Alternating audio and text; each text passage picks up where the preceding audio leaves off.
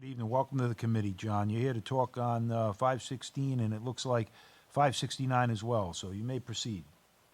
Great. Thank you, Senator Archambault and members of the Senate Judiciary Committee. Thank you for taking our testimony this evening.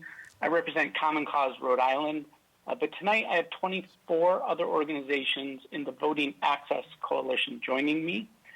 You should have our written testimony in support of 516 by Chair Oyer and 569 by Senator DeMario before you. I won't read that testimony, but rather explain why we're supporting these two pieces of legislation as part of what we're calling the Let RI Vote campaign. I'll also note that we submitted written remarks on S-184, S-185, S-247, S-621, and S-623, all in support. Last year, when the unprecedented pandemic hit Rhode Island, we made a series of temporary changes to our elections that provided voters with three choices of how they could cast their ballot, as you know, on Election Day, early in person, and by mail. But you know, many of those changes were temporary as a result of executive orders, emergency administrative rules, changes in practice, litigation, as you heard, and legislation. The result was 4 successful elections in 10 months with near record turnout.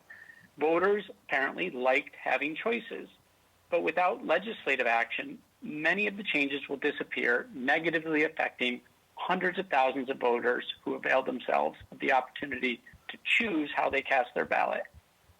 S-516 by Chair Oyer, which we call the Let RI Vote Act, is a comprehensive system of changes to how elections are administered in Rhode Island.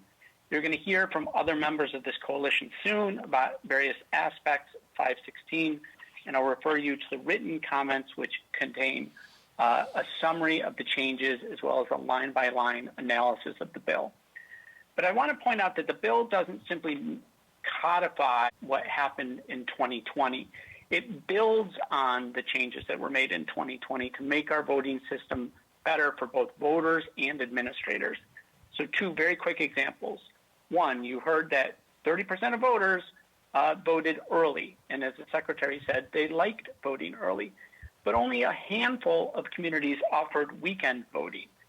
We really shouldn't have inequities in our system like that. Voters liked voting early. We think everybody should be afforded that opportunity regardless of what community they live in. The second example already came up about paper mail ballot applications.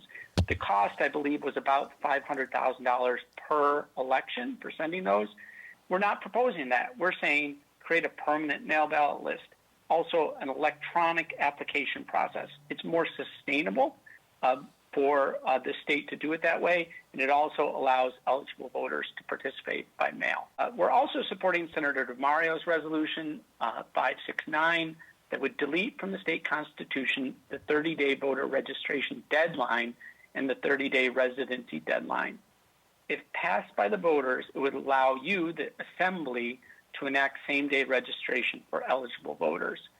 We are not, and I'm just going to say it again, they're not proposing to do away with the residency requirement.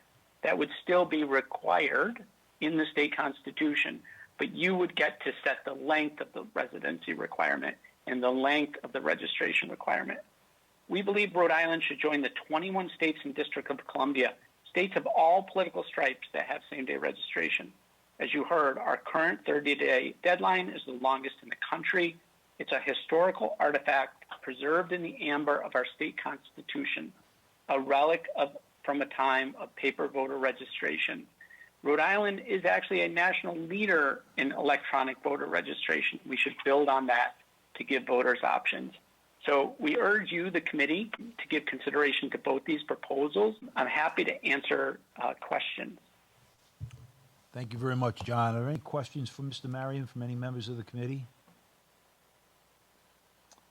Seeing none, John, thank you very much for your time. As always, appreciate your thoughts.